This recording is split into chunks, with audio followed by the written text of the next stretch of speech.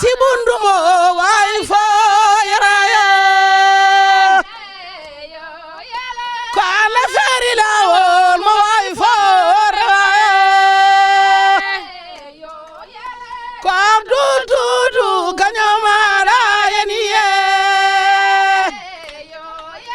ko bandel papa ganyamara yeniye ko bandel jamli ganyamara yeniye ko bandel abla ganyamara yeniye ko abdul dudu ko labanado nyalande ko tan fadada damo wujandi muyo ko bandel sireli ganyamara yeniye ko abdul dudu ko labanado nyalande ko bandel jibi ko labanado nyalande ko bandu mama lamir gitanado gedalye ko bandel mula gitanado gedalye bandu bekay mi nyam labanado nyalande gaja sirali kay nana kelle chakade ko masireli ganyamada yaniye ye don bamba holam day ma asir so holam day dodana jeba galle holam day ma ko ka jay hawli holam day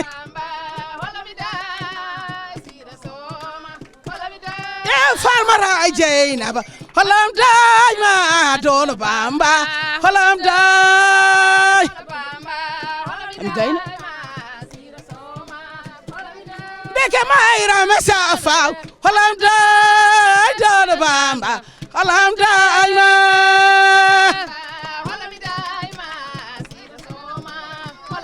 kardiru mo jibi jalla holam day ma sir so holam day nana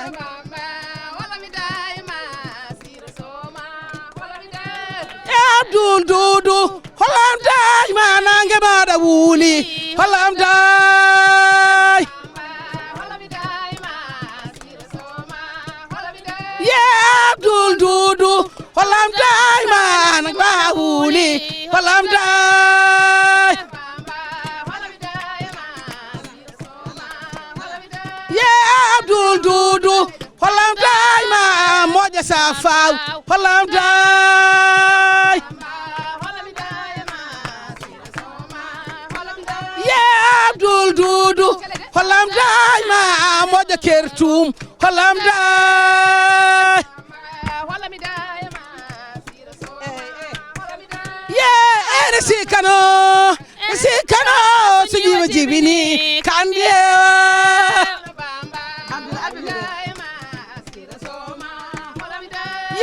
abdul dudu holam day ma itihege domka holam day bale malawali bale malawali bale abdul dudu bale malawali bale abdul dudu bale malawali kom sapawali bale malawali bale lamda gorko bale malawali bale jidawande bale malawali bale bakilido bale malawali abdul sodi nyala de bale malawali abdul sodi nyala de bale malawali ko persida makisal bale malawali ko persida makisal bale malawali ko bale bakilido bale malawali tungaleli bale malawali ko bandela balayli bale malawali ko bandel be kayli bale malawali ko bandu mulay ko da bale malawali ko bandel fama dudu bale malawali ko node jaba galle bale malawali ko kajali neleli bale malawali e kaja bandu hawli bale malawali monodi karja rukanyo bale malawali ko ande ko abdul nyallana bale malawali ko bale rewbe dunga bale malawali ko bale rewbe dunga bale malawali ko dunga sodi nyala da bale malawali ko dunga sodi nyala da bale malawali ko jidda nyala da soda bale malawali ko abdul sodi nyala da bale malawali ko bale lamda gorko bale malawali ko ngel ma dañi kala yo war bale malawali engel ma wawa jodo bale malawali ko abdul holliri en bale malawali ko bandu kajala bale malawali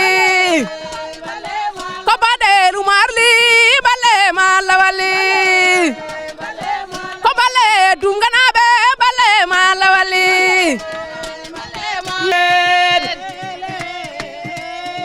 ko abdul duroyi leyde goɗɗi tiide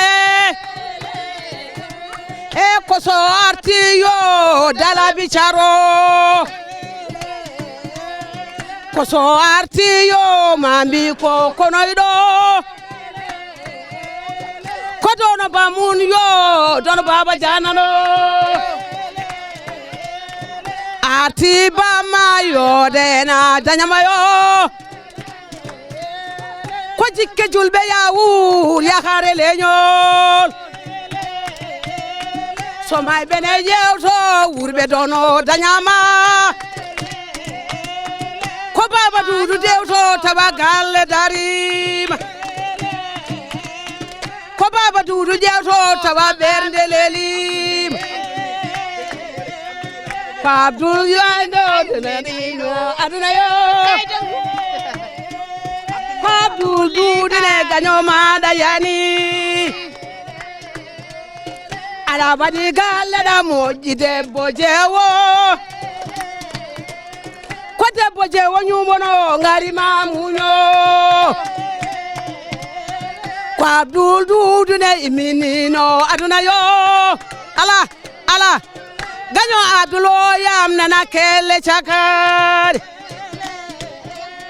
ko abdul wanno hay goto waɗane ko abdul mayime kaccaɗo jimol ko abdul macome kaccoɗo jimol hono Macky Sall nene itanima gueɗal yo ko président Macky itanima gueɗal ala so may bene ƴewto wurɓe dono dañama ko bamma ƴewto tawa galle darima. donc Abdou Doudou Ly lu tax mu ñëw fii tey ak population bi yëpp ñëw tey fii mooy teertu son excellence président Macky Sall Abdou Doudou Ly nag fu mu woote ñëpp dinañ sawar ñëw parce que moom moo ko liggéey fii Doumgoura Alpha fii ak lu ko wër si commune Boki Diawé ñëpp tey pare nañu pour teertu président Macky Sall si turu monsieur Abdou Doudou Ly donc lu may ñaax nit ñi ak message bu may lancé nit ñi donc nañu jàppale monsieur Abdou Doudou Ly parce que ku jar a jàppale la parce que ku taxaw tey politicien bu taxaw tey vraiment gestu ndawam te jàppale population bi kooku tey su taxawee tey dañ ko war a jàppale parce que ñun tamit Abdou Doudou Ly amal nañ ko bor bi mooy lu mel ni si lu mel ni lañ ko war a fay léegi nag man message bu may lancé mooy président mu ngi ñëw su ñëwee ñun ñëpp nañu taxaw ñu wane suñu fulla ak fayda ñu xamal ne président de la république fii Abdou Ly moo fi nekk. Donc ici nous sommes à Dungur Alpha par rapport à la population vraiment kenn desul les gens sont là depuis presque une semaine donc juste pour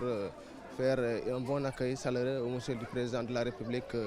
Macky Sall derrière Abdou Ly en tout cas fii moom vraiment du yomb daal parce que les gens sont là toujours en train de se réunir discuter pour vraiment ñu am benn mobilisation bu forte quoi voilà donc loolu moom côté boobu moom xam naa incha allah rabi dina mot quoi. parce que pour mobiliser monsieur Ly loolu jafewul parce que ñun jeunes yi monsieur Ly daf ñu taxaw ci fànn yu bëri maanaam ci commune bi yëpp jeunes yi du jeune Dungur Alpha rek zone commune yi yëpp plus de 50 et quelques villages maanaam étudiants yi ak élèves yi ak ñi fay daan seen doole yëpp la ñu mobiliser moo tax pour nga mobiliser la jeunesse pour monsieur Ly loolu dafa yomb parce que monsieur Ly dafa def yoo xamante ni lu jar quelque chose de concret lu ñu teg suñu bët la boo ñu duggee ci wàllum éducation def na ci ay jéego yu bëree bëri parce que boo jëlee commune de Boki-Diawé par rapport ak étudiants ñi fa nekk monsieur Ly da leen jàppale ci fànn yëpp surtout ci côté social ci wàllu logement moo leen fayal ay logement fi étudiants yi di nekk appartement des étudiants ressortissants de Dungur Alpha moo koy fay ak yeneen appartement loxam desul ginnaaw. fii ci Dungur Alpha doomu diwaan bi la doomu réewu Sénégal la koo xam ni yàgg na ci action politique bien avant la politique hein ça veut dire que suñu waay politique mooy taxaw sa askan yàgg na ci ak yàlla bu def président de la république gis taxawaayam jox ko responsabilité bu tudd ARTP mu taxaw ci aussi taxaw bu rafet di ci def liggéey bu rafet boo xam ni très technique du ma ci sori dañuy wax rek ci lu mu taxaw ci réew mi taxaw ci diwaanam région de Matam ba tey ñuy tetu président de la république mu war fi poser pierre benn centre de fréquence bu ARTP comme ni ñu koy tuddee région bu ne dañ ko bëgg décentraliser def fa service ARTP di def contrôle ci fréquence yi di taxaw nit ñi ci réseau bi ak ci lu jëm ci sécurité lu mel noonu mu def ko tamit dëkkam comme bépp nit buy liggéeyal dëkkam boo xam ne tamit si askan moo tax nga jóg da ngay xëcc lu baax yóbbul ko sa dëkk yóbbul ko fi nga juddoo fi nga màggee ak ñoo yéene jàmm comme ni nga ko yéene waa Sénégal gi yëpp and nañ ko tey ñu war ko def Dungur Alpha suba ci passage du président de la République ñu def ko fi ci réew bi nga xam ne loolu dafa am apport bu rëy ci côté ce qu'on appelle apport économique ci collectivité bi dina defar ay jumtukaay yoo xam ne dañ andi liggéey ci diwaan bi ak doomu diwaan bi loo xam ne également dina yokk nekkinu nit ñi ça veut dire day améliorer seen condition de vie tamit liggéeyal réewu Sénégal lépp ci taxawaayu président Macky Sall ak di gunge plan émergent bu Sénégal. loolu ça c'est une fierté pour nous quoi vraiment c'est une fierté pour nous parce que président jóge na Dakar ba Fouta fii amul fenn fu mu taxaw donc tey su choisir tey dëkk bi tey daf fi taxaw daf fi pose pierre centre boo xam ne rajo yi nekk ci biir Fouta yëpp ñoo fi dañe fii mooy seen centre te loolu vraiment ñun suñu fierté la fierté DG la te loolu DG moo ko liggéey est-ce que yaa ngi dégg la ma wax bu baax parce que président dafa wax affaire bi na bar donc affaire bi na bar nag loolu moo tax fii ñun tamit dañu barle si monsieur Abdou Ly parce que centre bi soo gisee tey ñu koy créer parce que dina créer emploi des jeunes voilà xam naa ni affaire bi su fekkee pare na si jàmm ñëpp dinañ gis seen bopp quoi te tamit xam nga pose première pierre bi vraiment dañu saxal loolu xam nga ñu aussi dañuy kontaan si loolu quoi parce que incha allah rabbi le fait que président ñëw fii Dungur Alpha def poser benn pierre benn centre dañuy faciliter vraiment pour ñu emploi jeunes yi quoi donc ça va générer bon emploi des jeunes et que la population aussi sera très contente par rapport à ça quoi en tout cas centre bi daal c'est un centre qu'on avait beaucoup rêvé donc ça va aussi donner la visibilité du village par rapport aussi tour bi rek bi ñu wax ne ARTP le centre à Dungur Alpha et aussi xam naa ne aussi ils vont beaucoup recruter les jeunes par rapport à ce centre là quoi incha allah. ñun man message bi may lancé maanaam dal tey ñu defar organisation bu rafet président bu ñëwee kontaan ci ñëw monsieur Ly bu ñëwee kontaan ci ñun parce que teertu président yombul dama bëgg foo sandi sa bët gis pancarte yi nii Mousséli derrière le président de la République Mousséli derrière la commune de Boki Djawé man loolu laay ñaax sama jeunesse. Problème réseau au niveau de la commune de Nabadji Civol et peut-être même de la région de Matam parce que dañu doon jànkonteel ay jafe-jafe yu bari ci réseau bi pour mën a communiquer pour jokkonte fii Dakar bitim réew amoon na temps yële passé équipe bi fi ñëw pour jàppale ñu si am nañu yëg nañu au moins une légère amélioration mais soxla nañu aussi am vraiment lu ko gën mais ñu ngi leen di sant bu baax sax déplacement yi souvent yu ñu def fi au niveau de la commune pour xool nu ñu mën a améliorer réseau bi nu ñu mën ko jëriñoo ni mu waree ñu ngi sant bu baax a baax njiitu ARTP aussi si jéego yu mag ñu muy def fi. Réseau depuis plus d'une décennie, que ce soit sur les 3 opérateurs Orange, Free et Expresso.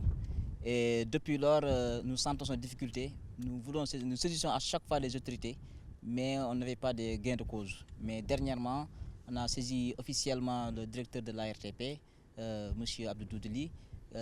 qui a transmis même la demande là au niveau de tous les DG qui nous ont appelés pratiquement. Le DG d'Orange avec son équipe nous a appelés. Et aujourd'hui, c'est l'ARTP qui est là pour faire le diagnostic. Et nous confirmons leur présence. Nous avons fait le tour de Ndouloumadji Dembe et nous avons détecté les zones d'ombre et eux-mêmes ils l'ont confirmé à travers leur téléphone, à travers leur équipement. Ils ont vu que la situation était très difficile à Ndouloumadji Dembe. Il y a des zones, même le GSM, donc c'est très difficile à capter. Donc dans la majeure partie de Ndouloumadji, on a ces difficultés-là et nous sollicitons encore, une fois encore, pour que Ndouloumadji ait une antenne 4G, pour que ces difficultés soient un vieux souvenir. Le cri de cœur, c'est de voir tous les jeunes, tous les vieux, toute la population de Ndouloumadji puisse être servie comme tous les autres villages avec le réseau 4G, pour que tout le monde puisse passer leurs appels, envoyer leurs messages, faire la connectivité et les commerçants aussi faire le transfert d'argent. Parce qu'il y a énormément de transferts d'argent qui se fait à Ndouloumadji, parce que comme je l'ai dit tout à l'heure, c'est une population qui est composée essentiellement d'immigrés. Donc eux, ils envoient leur argent et il y a des services de transfert qui sont là, mais qui ont souvent des difficultés pour faire leurs transactions à faute de réseau. Dans le cadre de cette tournée économique donc, qui est en train d'être mise en œuvre par le président de la République, son Excellence M. Macky Sall, l'ARTP accompagne cet événement en notamment déléguant une équipe technique qui est sur place pour pouvoir faire le contrôle de la qualité des services. Donc, ça se fait en marge donc, déjà le centre de contrôle de fréquence qui sera inauguré aussi, avec notamment le directeur général et le président de la République. Mais il y a également une autre équipe qui est sur place, donc qui est en charge du suivi de la qualité donc, de service, de la qualité des services des réseaux mobiles des opérateurs, un peu pour s'assurer que durant tout le cadre de cet événement, les utilisateurs pourront à la fois appeler, recevoir des appels et pouvoir aussi aller sur Internet d'une manière donc, convenable. Effectivement, comme je l'ai dit tout à l'heure, il y a une équipe qui est en charge donc, de la qualité de service et de la couverture. Donc, nous avons été saisis par rapport à ce village donc, et une intervention a été faite par nos équipes techniques donc, qui ont dépêché notamment le véhicule que j'ai là derrière moi. Donc, il y a un équipement technique qui permet de contrôler donc, la qualité des services. Donc, nous sommes partis sur le village, notamment le village de Ndouloumadji. Donc, nous avons effectué des mesures là-bas pour tous les 3 opérateurs, notamment Sonatel Orange, Free et Expresso Sénégal. Donc, on a recueilli des données donc, qui sont aujourd'hui sur notre équipement technique. Et actuellement, nous sommes en train de faire le traitement nécessaire pour pouvoir confirmer exactement est-ce qu'il y a un problème donc, de qualité de service et de couverture donc, dans le village que nous venons de visiter tout à l'heure.